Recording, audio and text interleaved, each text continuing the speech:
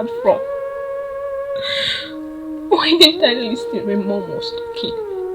She told me to be careful of love, but I didn't listen. I was too naive to listen. I thought Emeka was my all. I gave him all of me, like I did virtually everything for this guy.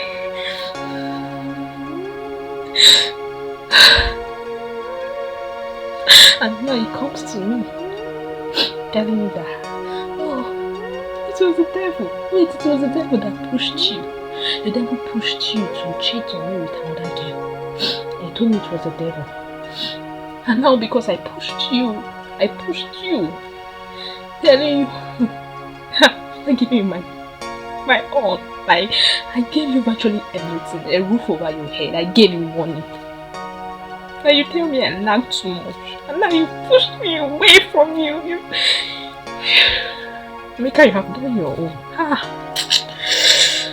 Don't you want to me? I didn't listen. I thought Emeka was everything. Everything I needed in a man. Today I sacrificed my kidney for this guy. I know you could tell me like that.